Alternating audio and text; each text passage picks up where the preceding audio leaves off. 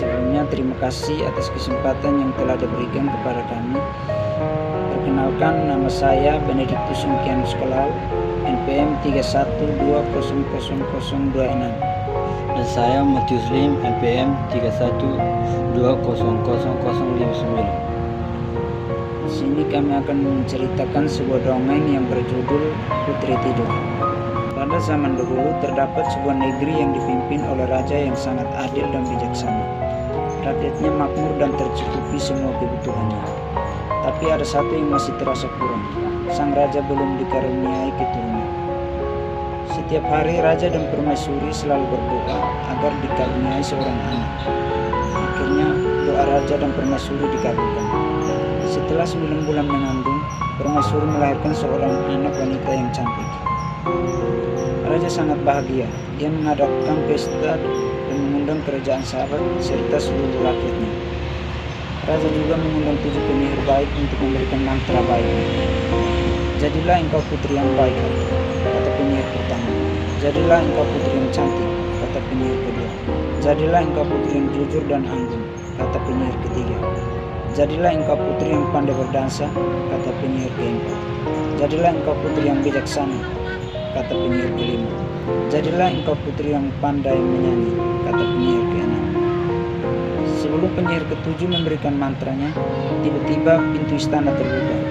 Sang penyihir jahat masuk sambil berteriak, "Mengapa aku tidak diundang ke pesta ini?" Penyihir terakhir yang belum sempat memberikan mantranya sempat bersembunyi di balik tirai. "Karena aku tidak diundang, aku akan mengutuk anakmu." Penyihir tua yang jahat segera mendekati tempat tidur sang putri sambil berkata, "Sebelum matahari terbenam pada ulang tahunnya yang ke-16, sang putri akan mati tertusuk jarum pemintal bening." Hahaha. Si penyihir jahat segera pergi setelah mengeluarkan kutukannya. Para undangan terkejut mendengar kutukan sang penyihir jahat itu. Raja dan permaisuri menangis sedih. Pada saat itu, si penyihir jahat segera pergi setelah mengeluarkan kutukannya. Para undangan terkejut mendengar kutukan sang penyihir jahat itu. Raja dan permaisuri menangis sedih. Pada saat itu muncullah penyihir baik yang ketujuh. "Jangan khawatir, aku bisa meringankan kutukan penyihir jahat," ujar penyihir ketujuh. Sang putri tidak akan wafat. Ia hanya akan tertidur selama 100 tahun setelah terkena jarum pemintal bening. Dan ia akan terbangun kembali setelah seorang pangeran datang padanya. Lanjut penyihir ketujuh. Setelah kejadian itu, raja segera memerintahkan agar semua alat pemintal benang yang ada di negerinya segera dikumpulkan dan dibakar. 16 tahun kemudian, sang putri telah tumbuh menjadi seorang gadis yang cantik dan baik hati. Tidak berapa lama, raja dan permaisuri melakukan perjalanan ke luar negeri. Sang putri yang cantik tinggal di istana. Ia berjalan-jalan keluar istana. Ia masuk ke dalam sebuah puri. Di dalam puri itu, ia melihat sebuah kamar yang belum pernah ia lihat sebelumnya.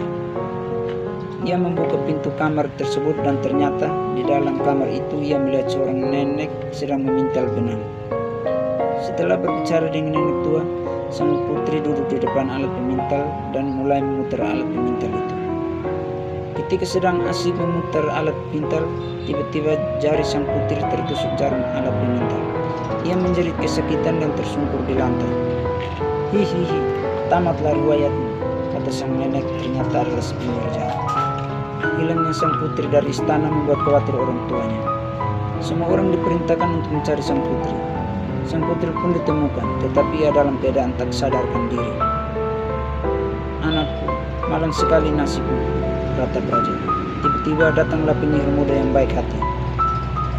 "Jangan khawatir, Tuan Putri hanya akan tertidur 100 tahun," kata penyihir.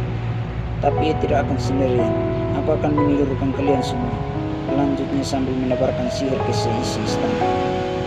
Kemudian penyihir itu menutup istana dengan semak berduri agar tak ada yang bisa masuk ke istana. 100 tahun yang panjang pun berlalu. Seorang pangeran dari negeri seberang kebetulan lewat di istana yang tertutup semak berduri itu. Menurut cerita orang desa di sekitar situ, istana itu dihuni oleh seekor naga yang mengerikan. Tentu saja pangeran tidak percaya begitu saja pada kabar itu. Akan kuhancurkan naga itu, kata sang pangeran. Pangeran pun pergi ke istana. Sampai di gerbang istana, pangeran mengeluarkan pedangnya untuk memotong semak beluka yang menghalangi jalan masuk. Namun setelah dipotong berkali-kali, semak itu kembali seperti semula. Semak apa ini, kata pangeran. Tiba-tiba muncullah seorang penyihir muda yang baik hati. Pakailah pedang ini, katanya sambil memberikan sebuah yang pangkal berkilauan. Dengan pedangnya yang baru, pangeran berhasil masuk ke istana. Nah, itu dia menara yang dijaga oleh naga. Pangeran segera naiki menara itu. Penyihir jahat melihat kejadian itu melalui bola kristalnya. Akhirnya, kau datang pangeran. Kau pun akan terkena kutukan sihirku. Penyihir jahat itu bergegas naik ke menara. Ia memandang sang pangeran. Hai pangeran, jika kau ingin masuk, kau harus mengalahkan aku terlebih dahulu, teriak si penyihir. Dalam sekejap ia merubah dirinya menjadi seekor naga raksasa yang menakutkan, yang menyemburkan api yang panas. Pangeran menghindari semburan api itu, yang menanti sinar yang terpancar dari mulut naga itu dengan pedangnya.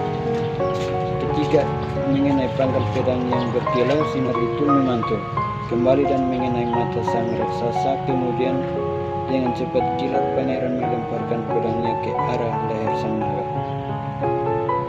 Naga itu jatuh terkapar di tanah dan kembali ke bentuk semula lalu mati. Begitu tubuh penyihir tua itu lenyap, semak berduri yang selama ini menutupi istana ikut lenyap. Di halaman istana, bunga-bunga mulai bermekaran dan burung-burung berkicauan. Pangeran terkesima melihat hal itu. Tiba-tiba penyihir muda yang baik hati muncul di hadapan pangeran. Pangeran, engkau telah berhasil menghapus kutukan atas istana ini. Sekarang pergilah ke tempat sang putri tidur, katanya. Pangeran menuju ke sebuah ruangan tempat sang putri tidur. Ia melihat seorang putri yang cantik, jelita dengan pipinya menawar yang mereka. Putri, bukalah matamu, katanya sambil menggenggam tangan sang putri.